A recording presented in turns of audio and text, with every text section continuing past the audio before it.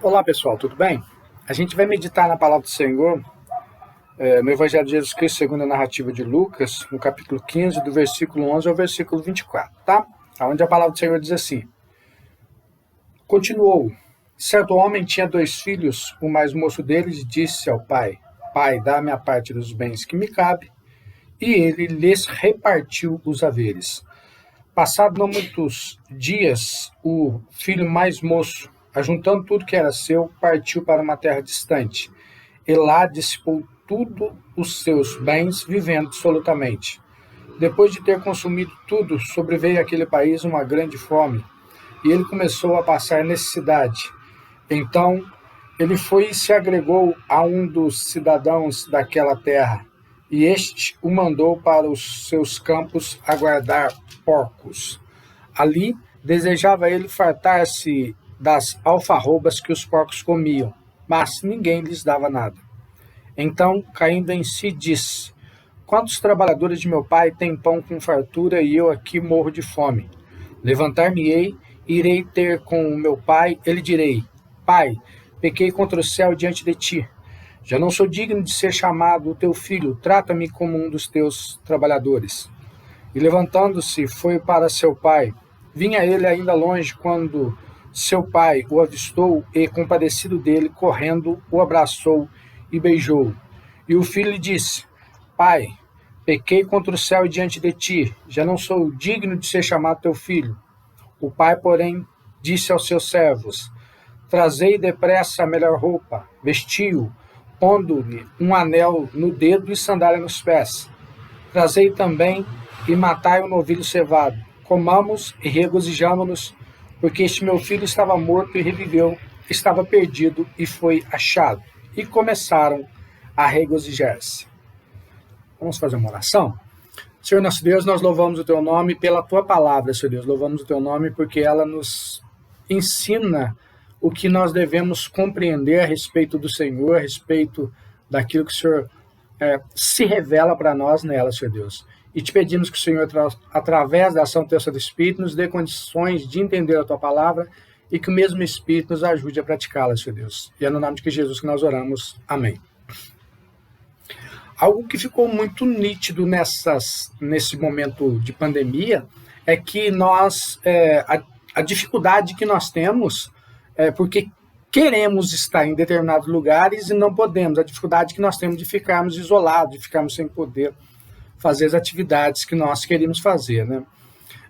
E é muito nítido isso quando a gente pensa que gostaríamos, neste momento, por exemplo, de estar na igreja, gostaríamos de visitar pessoas, por exemplo, que não podemos, aqueles que é o meu caso, que tem já os pais de idade, não pode fazer visitas em decorrência da situação que os mesmos, se nós mesmos nos encontramos nesse momento com a questão do vírus, então algo que fica muito claro é que nós gostaríamos de estar em determinados lugares, e quando não podemos, sentimos dificuldades quanto a isso, então, tá? Então, a importância muito grande para nós, eu digo em especial de estar na casa dos pais e por não podermos, temos passado momentos tão difíceis, não podemos visitar e tudo mais. Esse texto que eu acabo de ler, Lucas, na sua narrativa, conta que narra que Jesus contou algumas parábolas, e em especial 3 parábolas aqui em sequência, e essas parábolas elas são contadas em decorrência daquilo que ocorre no capítulo 15, versículo 1 e 2, tá? Diz o texto assim: Aproximaram-se de Jesus todos os publicanos e pecadores para o ouvir, e murmuravam os fariseus e os escribas, dizendo: Este recebe pecadores e come com eles. Então, por consequência daquilo que os fariseus e os escribas disseram a respeito de Jesus Cristo, então Jesus propôs uma parábola. Então Jesus conta uma parábola. E aí ele conta a parábola da ovelha perdida, que é uma parábola que uma ovelha se perdeu e que foi necessário ir atrás dela para trazê-la novamente para junto do bando, o seu dono vai buscá-la. Posteriormente ele conta a parábola da dracma perdida, que também se perde uma dracma, uma moeda, e o dono dessa moeda também vai atrás dessa moeda para reavê-la e trazer de novo para junto dele. E posteriormente ele conta a parábola do filho pródigo, que da mesma forma algo se perde e ele retorna à sua casa, o filho pródigo, mas ele retorna à sua casa e o pai lá está o esperando então. Então as três parábolas são a mesma parábola, a história de algo que se perde, que se é encontrado. Nas três parábolas, a pessoa mais importante das três parábolas é, no caso da ovelha perdida, da dracma perdida, são os donos da ovelha e da dracma que vai atrás da ovelha e da dracma. Então são as pessoas importantes, mais importantes da parábola, é o dono da ovelha e o dono da dracma. No caso da parábola do filho pródigo, muitos têm usado essa parábola para falar do filho, do filho, do filho. Obviamente nós podemos usar ela dessa forma, mas o que Jesus conta e o que Lucas narra, quando ele está escrevendo, é que a pessoa mais importante do texto é o pai do filho pródigo, que simboliza aqui o próprio Deus que recebe o filho novamente em casa. E é interessante pensarmos que esse filho, ele sai de casa, ele gasta tudo o que ele tem, ele passa necessidade, então ele quer voltar para a casa do pai, e ele retorna na casa do pai, e o pai, então, recebe essa história do filho, a parábola do filho pródigo, o pai o recebe novamente em casa. E eu iniciei falando da importância de podermos ir na casa de nossos pais, né? E eu quero trabalhar com vocês, nesse momento, sobre a seguinte ideia: o que nós temos na casa do pai, pensando nessa questão da parábola do filho pródigo. Na casa do pai, o que nós temos? O que você recebe? O que você ganha na casa do pai? É interessante pensarmos, até tratando sobre o pai, questão física, que é obviamente questão espiritual, mas a questão física o lugar que talvez mais nós fomos felizes é na casa de nossos pais. Porque lá nós passamos nossa infância, nós nos divertimos, nós brincamos, nós fizemos amigos e sempre tivemos a proteção do pai. Então, um lugar que nós gostamos. Imagine você retornando, no meu caso, né, que não moro longe da casa dos meus pais, em outra cidade, imagine você retornando à casa do seu pai. Você sempre traz na mente momentos felizes da casa do seu pai. E o que você, no caso do pai espiritual, o que você tem na casa de Deus, não pense casa de Deus no sentido de igreja, mas pense na casa de Deus no sentido de estar na presença do Deus Todo-Poderoso na casa do Pai. Em primeiro lugar, o texto nos ensina que na casa do Pai nós temos o Pai nos aguardando. O texto diz que o filho saiu, o texto diz que o pai repartiu os bens entre os filhos, o filho saiu, e aí o texto diz que o filho gastou os bens todos, vivendo dissolutamente, de uma forma errada, e aí ele então começa a trabalhar, mexendo com porcos e assim por diante, e aí ele se lembra da casa do pai. Aquilo que eu disse, a gente está longe, a gente se lembra da casa do pai, e você lembra os benefícios que você tem na casa do pai, e aí ele também vai se lembrar dos benefícios que ele tem na casa do pai dele. E aí então ele volta para a casa do pai, ele toma a decisão, vou voltar para a casa do meu pai. E aí, o interessante é que o pai o aguardava, de acordo com o versículo 20 diz. E aí ele então tem essa iniciativa de retornar, e ele está retornando, e aí o texto lá no versículo 20 diz assim, versículo 20 diz assim, levantando-se foi para seu pai, vinha ele ainda longe, quando seu pai correndo, compadecido dele, correndo, o abraçou e o beijou. O texto diz que ele estava vindo de longe, e o pai já tinha o observado e estava voltando, e foi ao encontro dele, e indo ao encontro dele, o abraçou e o beijou. Agora imagina só, aquele pai, aquele filho havia saído de casa, havia ido para longe. Quantas e quantas vezes aquele pai não se preocupou com aquele filho?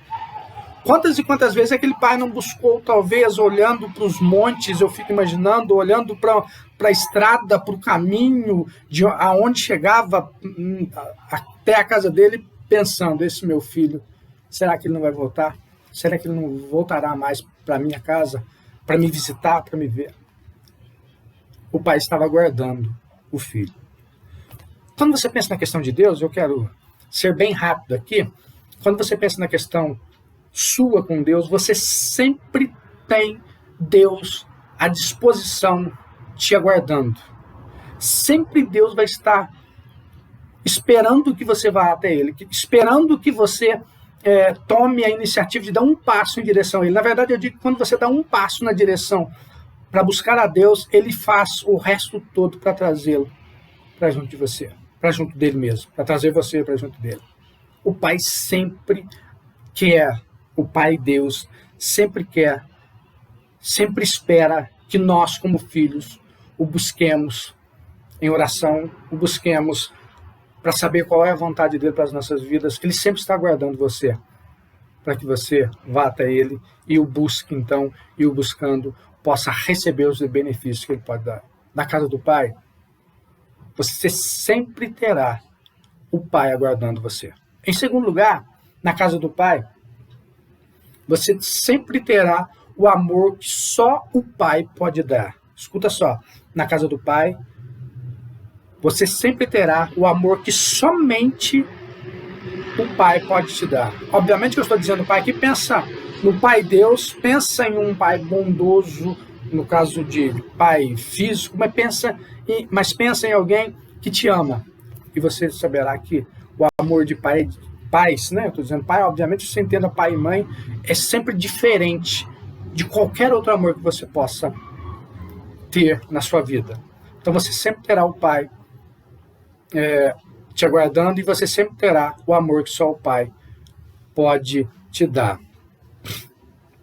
Se você entender o texto corretamente, você vai olhar lá a partir do versículo, no versículo 20 e posteriormente do versículo 20, você vai ver o filho vindo e o pai ainda longe indo encontrar e demonstrando o sentimento que ele tinha pelo filho. O texto diz lá no versículo 20 que eu reli, e compadecido dele, correndo, o abraçou e o beijou. Olha, esse filho havia pedido a parte da herança que cabia a ele.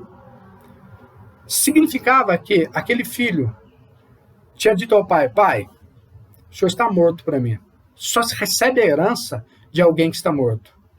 Aquele filho havia saído e gastado aquele dinheiro, aqueles bens que o pai possivelmente, tentando entrar na história, tentando fazer com que você entre na história da narrativa de Lucas que Jesus contou, aquele filho havia gastado aquele dinheiro, aqueles bens que o pai possivelmente havia levado uma vida toda para juntar. E agora o filho está voltando, ao invés do pai dizer: viu, eu te falei, eu te disse que você ia quebrar a cara, eu te avisei que não ia dar certo a atitude sua saindo daqui da minha casa e levando todos os bens que cabia para você. Não, o texto diz que o pai, compadecido dele, correndo, o abraçou e o beijou. Só o pai pode fazer isso para o filho. Em se tratando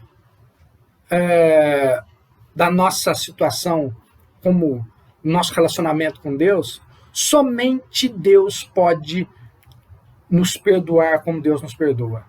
Escuta só Deus pode nos perdoar como Deus nos perdoa. Nós não perdoamos, não temos a capacidade de perdoar como Deus nos perdoa. Nós não temos a capacidade de amar como Deus nos ama. Nós amamos as pessoas porque as pessoas nos amam também. Nós fazemos algo de benefício para as pessoas, porque as pessoas nos retribuem de alguma forma, ou falando alguma coisa a nosso respeito, ou nos dando algo em troca. Deus não, Deus nos ama incondicionalmente. Porque se nós pudéssemos definir Deus em uma palavra, seria amor. Deus nos ama. O pai ama o filho e, portanto, ele aguarda o filho, ele espera que o filho retorne para sua casa, porque ele ama o filho. Deus nos ama de tal maneira que nós não entendemos o amor de Deus. Se alguém falar: eu entendo o amor de Deus, eu digo: você não entende, você é mentiroso, porque nós somos incapazes de entender o amor de Deus. Você ama uma pessoa que diariamente te maltrata, que diariamente faz coisas que desagradam, que diariamente te xinga, porque todas as vezes que nós agredimos as pessoas que estão ao nosso derredor, indiretamente nós estamos agredindo as criaturas de Deus e, portanto, estamos agredindo o próprio Deus. Você ama alguém que age dessa forma? Nós não temos condições de fazer isso. O nosso Deus nos ama, apesar de todos os nossos erros. Então, na casa do Pai, nós temos o amor que só o Pai pode dar. Na casa do Pai ainda, em terceiro lugar, nós temos a oportunidade de ter uma confissão sincera. Olha só o que o texto diz, no versículo 21. E o filho disse, chega em casa então, quando o pai o abraça e o beija: pai, pequei contra o céu diante de ti, já não sou digno de ser chamado teu filho. Olha só, Na casa do Pai, diante do Pai, nós temos condições de termos sinceridade no coração e falar: Pai, eu errei, eu fiz o que é errado, eu fiz o que é mal perante os teus olhos, de maneira que o Senhor terá tido por justo no teu falar e puro no teu julgar, como diz Davi, escrevendo o Salmo 51, eu nasci na iniquidade, e iniquidade me concebeu minha mãe, eu erro, eu faço coisas erradas, eu desagrado ao Senhor, eu faço aquilo que desagrada ao Senhor. Só diante do Pai ou diante do nosso Deus é que nós temos condições de fazer isso. Em se tratando de pai físico também, você já percebeu que quando as coisas apertam, se você tem seu pai e sua mãe, e você de fato confia neles, as primeiras pessoas que vêm na sua mente para você buscar são os seus pais? Para uma confissão sincera? Para uma conversa sincera? Você já percebeu que na hora que as coisas apertam, a pessoa que mais quer ver o seu bem, e que às vezes, mesmo sabendo que você está errado, não te julga, mas te ajuda financeiramente, com oração, fazendo tudo que pode por você, são seus pais? Por isso nós confiamos tanto neles e confessamos sinceramente os nossos erros a eles. Por isso nós confiamos tanto em Deus, porque Ele nos ama de tal forma que nós não sabemos definir. Na casa do Pai nós temos condições de ter uma confissão sincera e, portanto, tiramos aquele peso dos nossos erros de sobre os nossos ombros, porque é o próprio Pai quem diz: eu te perdoo. E aí nós chegamos no quarto ponto nosso. Na casa do Pai nós temos o Pai nos aguardando, nós temos amor que só o Pai pode nos dar, nós temos a oportunidade de fazer uma confissão sincera, porque não teremos julgamento, e nós temos um tratamento de filho. Olha só, se alguém chega para você, alguém que você emprestou dinheiro, alguém que pegou o dinheiro seu e gastou tudo errado e fez tudo errado, você vira para ele e fala: por que você fez tudo isso de errado? Você gastou todo o seu dinheiro, o dinheiro que eu te dei, em coisas absolutamente, como diz o texto. Agora, o tratamento que o pai tem para com o filho nesse texto é um tratamento que só o pai pode ter. O texto diz lá no versículo 22 ao versículo 24: o pai, porém, disse aos seus servos: trazei depressa a melhor roupa, vestiu, pondo-lhe um anel no dedo, sandália nos pés, trazei também, matai um novilho cevado, comamos e regozijamos, porque este filho estava morto e reviveu, estava perdido e foi achado, e começaram a regozijar, e começaram uma festa. Olha só, um tratamento de alguém que pegou todos os bens que cabia para ele e levou todos embora e gastou tudo absolutamente. Agora ele volta para casa do pai sem nada para oferecer para o pai, exceto querendo trabalhar como filho, como empregado daquele pai. Aquele pai fala: não, você é meu filho, e como você é meu filho, eu vou te tratar como filho, eu não vou te tratar como um empregado, como você quer que eu faça. Na casa do Pai nós sempre teremos o amor que o Pai pode nos dar e, portanto, sempre teremos o tratamento de filhos. Um tratamento diferente do tratamento dos servos. Um tratamento diferente do tratamento dos empregados. Nós sempre teremos a proteção do nosso Pai. Sempre teremos.